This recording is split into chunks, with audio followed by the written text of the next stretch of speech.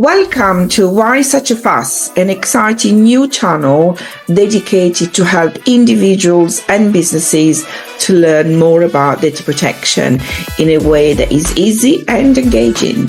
I'm Christina from CVG Solutions, and I am a fully qualified data protection professional. I am passionate about educating, empowering, and enabling businesses to thrive. Remember to like and subscribe to this channel and help us to spread the word. Data protection is there for a reason. It protects you, your family, loved ones, customers, employees from coming to harm through the use of personal data. So make sure you click subscribe. Now, get ready to embark on a journey of growth and knowledge as we dive into the world of data protection. I'm delighted to welcome once again Ralf O'Brien, Global Privacy, Data Protection and Security Advisor to my channel. Hi, Ralf, and welcome back. Welcome. It's a pleasure for you to keep on inviting me back. Excellent, you're welcome. Now, data protection is perceived by many businesses, large or small, as the enemy. The picture that I've got in my head is people doing the cross sign, wearing garlic necklaces. That's what I picture when the people says it's the enemy. But on a serious note, though, is it really the enemy, or it's actually an enabler? What do you think? Yeah, I mean, naturally, as a data protection professional, I'm going to say an enabler. But actually, I think we as data protection professionals are sometimes our own worst enemy. We wander around with this sort of evangelistic, let's first do no harm. We're going to be advocating for the human. And we come over as quite evangelistic. We come over as quite pious. And we can sometimes be very much easily seen as the Department of No.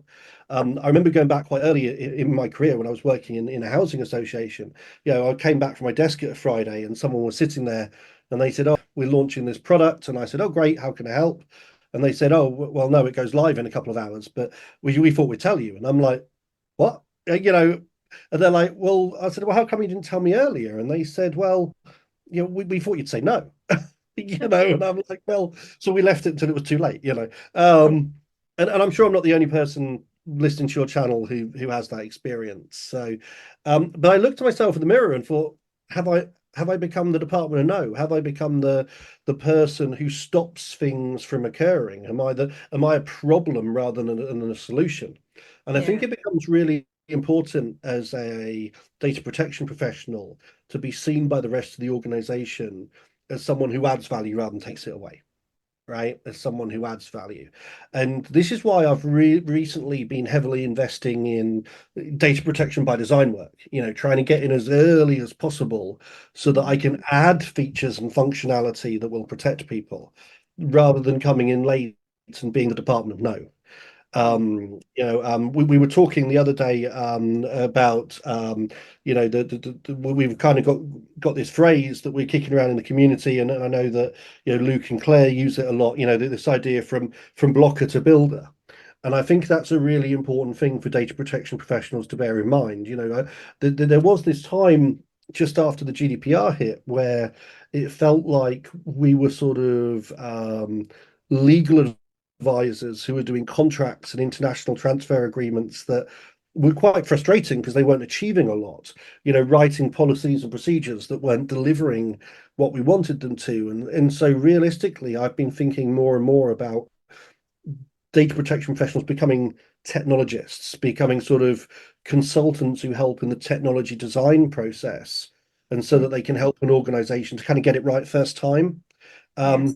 And that's important with things like data protection, and because it is a Pandora's box. Once something is known, it cannot be unknown. So you've kind of got to. It's interesting what you've just said about getting it right first time, because one of the episodes that I did earlier, where I'm talking to an ISO 9001 professional, because there are so many standards or or methodologies out there that actually complements the GDPR. So, they get it right first time, that it's typical Six Sigma, where you're talking about the seven waste. Okay. So getting it right first time, it's an absolute must under the Lean Six Sigma. And so this is how, and actually the GDPR gives us many tools to do it right first time. Yep. So if you think about the data protection impact assessment, or DPIA for short, really what there is a tool to stress test the solution, whatever the solution might be, to then sort of uncover any risks, and therefore then put in place preventative measures. So in other words, prevention is better than cure, as they say. So really, when you are applying the tools that the GDPR provides us with at the right place, in the right way, actually, it's your best ally. Yeah, I mean, Articles 24 talks about responsibility of the controller, and there it talks about proactively demonstrating compliance, and not only that, it talks about reviewing and updating the measures where you need them. Article 25, data protection by design and default. Article 35, DPIAs. Now, funny enough, DPIAs are one of those ones where in the Data Protection Digital Information Bill, the government was saying, oh, that's needless EU paperwork, that we need to get the burden of that off business. And actually, I'm not sure I did. You're shaking your head. I'm not sure I disagree, because I actually think that it's not that the DPIA don't have value. They've got massive value, but it was how most organizations were doing them. They were doing them too late. They were doing them after the product had been bought. And what can you do then? At that point, all you can do, the product's the product, right? You might be able to suggest some controls, but I've seen so many DPIAs that were a complete waste of time, because all they did was justify the status quo. Yes. So, but this rather than actually suggested controls and requirements. Yeah. So this is, go back to what I've just said, Ralph. It needs to be done properly, and it needs to be at the right time, in order to be your ally. Otherwise, like you said, it's a waste of time. Yeah, I mean, a DPIA without an action plan that results in requirements for what you want to go out and purchase, or what you want to go out and buy, or what you want to go out and create, you can waste people's time if it's done too late, if it just justifies the status quo, if you've already got a product that's sitting there. What really changed the way I looked at data protection were Anne Cavoukian's design principles. Now, I know it's not fashionable to talk about Anne Cavoukian anymore, but as the Ontario commissioner back in the 90s, she came up with 7 principles. Now, these are unlike the GDPR principles of actually what you do with the data. These are more of an ethos and an ethic, a way of working. And her principles were proactive, not reactive; preventative, not remedial. So get in early, Data protection is the default setting, so have everything closed and allow the individual to open it rather than the other way around. Data protection embedded into the design process. And actually, you'd be surprised the amount of people who, when the GDPR, just sort of ticked that and went, yeah, we do data protection by design, and haven't really put it into their, systems engineering processes. Full functionality, what she called positive sum, not zero sum, i.e. it's not data protection against, not data protection versus, it's data protection and data protection as a feature and a function, something that's additive. End-to-end security kind of speaks for itself, from cradle to grave throughout the full data life cycle.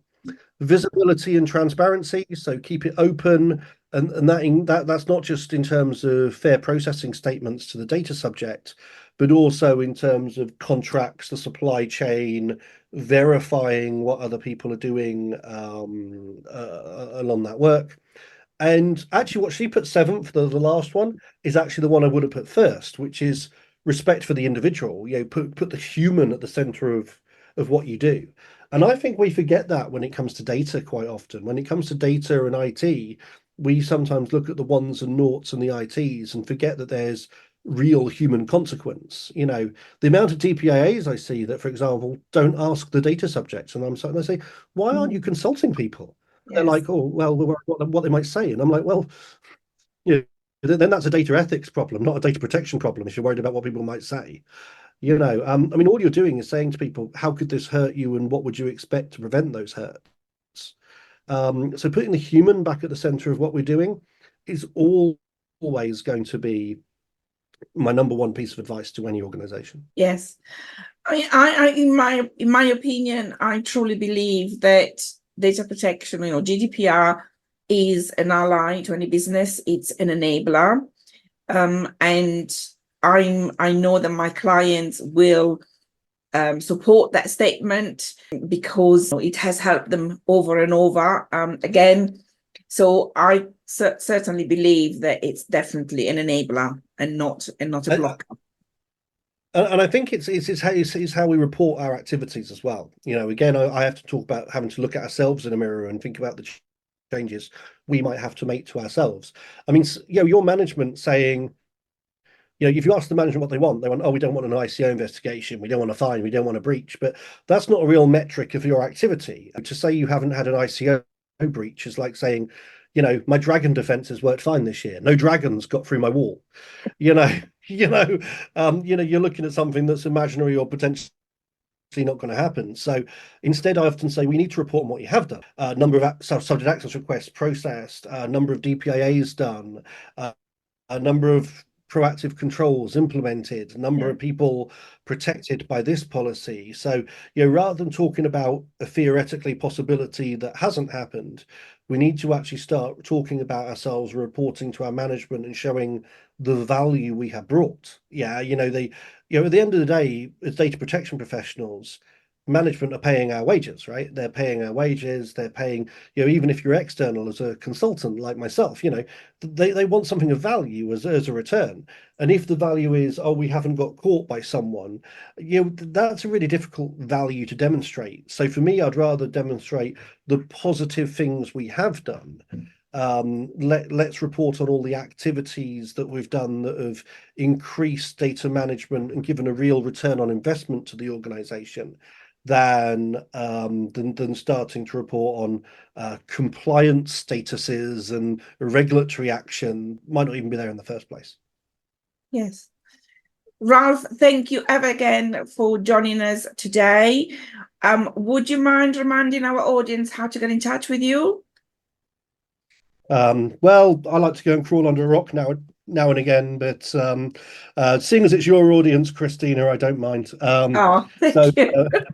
So my email's robrien@rainbowconsulting.com, but rainbow is spelt weirdly, REINBO. It's an anagram of O'Brien. Or IG.R O'Brien, if you happen to be on Twitter or X. I refuse to call it X, scrub that. And R space T space O. So RT O'Brien on LinkedIn. I'm sort of semi-pseudonymized on there. There's a load of us meeting up for drinks in London very soon, so please join us. Yes, definitely. So if you have enjoyed this video, please give it a thumb up and remember to click on the subscribe or follow button. If you would like to get in touch with me, I can be found on LinkedIn, Facebook and Instagram. Just search for CVG Solutions. Alternatively, you can email me at info@cvgsolutions.co.uk.